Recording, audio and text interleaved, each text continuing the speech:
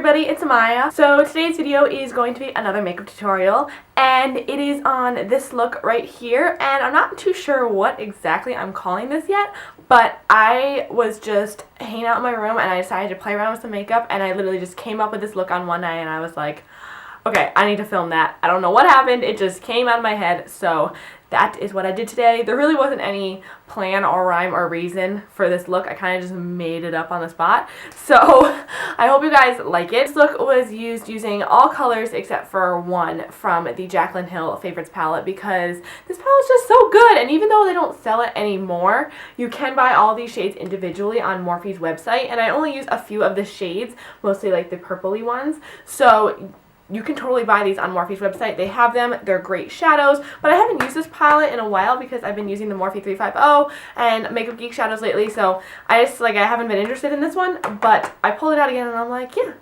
I need to do some things. And this is great for green eyes or blue eyes that have some green in it, because it is purple and it's really going to make your green eyes pop. But again, it will work for all different skin types and all different eye types and eye colors. So yeah, without further ado, let's get into the video. So I'm going to be starting out by priming my eyes, and today I'm using the e.l.f. Mineral Eyeshadow Primer. Like always, I don't think I'll ever find another primer that I like as much. But anyways, yes, I'm just using this to prime, and I'm blending that in with my finger. Please excuse my nails, I know they're looking kind of scary. And then I'm just going to set that using a translucent powder so our eyeshadows will blend smoothly. Now I'm taking Petals and Deep Skin from the Jaclyn Hill palette, and I'm blending that into my crease using my xoxo crease brush. And I'm sorry that all these eye shots are a little out of focus. My camera was just not focusing that day, and it would focus, and then I would go do my eyeshadow and it would unfocus. But I am just taking those two colors and blending them really all over the crease. Now I'm taking Bridesmaid and Deep Skin again, and on an e.l.f. blending brush, I'm going to blend these lower into the crease. As you can see, I'm keeping it very low, and then I'm turning my brush sideways and kind of blending everything out. So you really want to keep this in the socket area, and you don't want to blow it out as much as those first two colors, because otherwise it can start to look like you're a little bit bruised. So now I'm taking Deep Cocoa.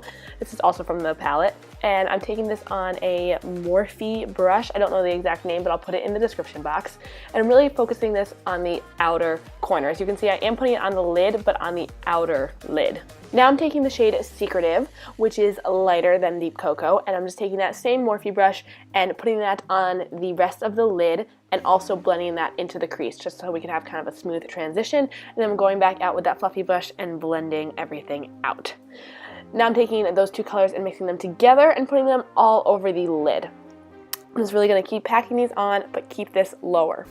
Then I'm taking that e.l.f. blending brush and just kind of blending everything out so we have a nice smooth transition. And then I'm going to be going back in with my first two shades and kind of blending them into the upper crease, because I felt like the eye was a little bit too low, and using these warmer shades in the crease will keep you from looking bruised. Then I'm just packing on some more of those purple colors from before, because I felt like I'd kind of blended them away. Now I'm taking this white shade from the Morphe 350 palette, which is also another great palette by Morphe, and I'm just using this as my brown bone highlight and to kind of blend out any of those colors that I took a little bit too high. Then I'm just taking that same fluffy brush and blending them over. Then I just applied some eyeliner and some falsies, and as you can see, my one eye looks like the eyeliner is faded. That's because I did my one eye, and then about an hour later I did my other eye because my camera died. Anyways, so I'm just applying this matte primer from Figs and Rouge, I think, and I really wanted matte skin today, but then the primer started to ball up on my face like dry skin, which has never happened before. So I had to change primers, and I am using the Smashbox Photo Finish Primer because it's not too dewy, it's still pretty mattifying. So yeah, I'm just blending that all over my face using my fingers, and yeah, pretty self-explanatory.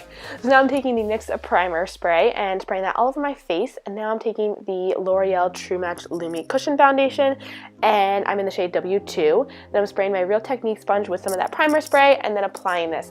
Thank you to Creativity K, who suggested in my last video that I use this foundation that I use it with a sponge. She said it works better and it has better coverage, and I totally agree. So thank you so much for that tip. I am very excited that you gave that to me.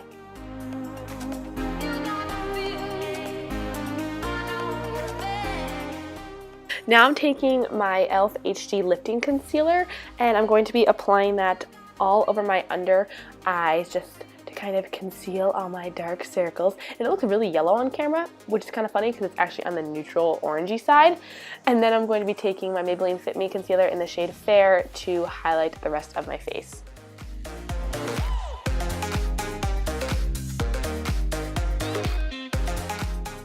Now I'm going to take that same Real Technique sponge and just blend in all of my concealer.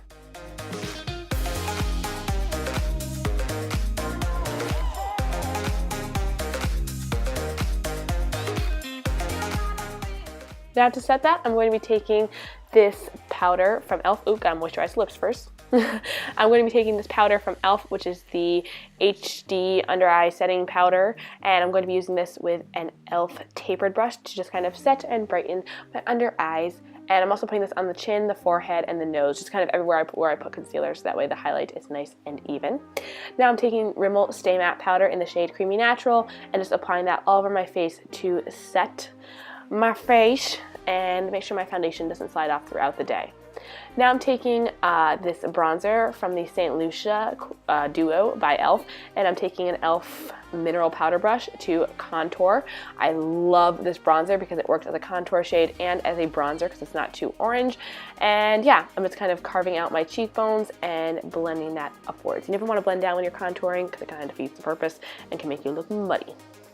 I'm also just applying that to my forehead to even out everything.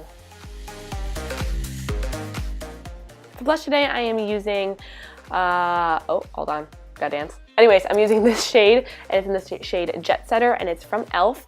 And it's a nice purpley shade, and I'm going to be using an e.l.f. stipple brush to do so.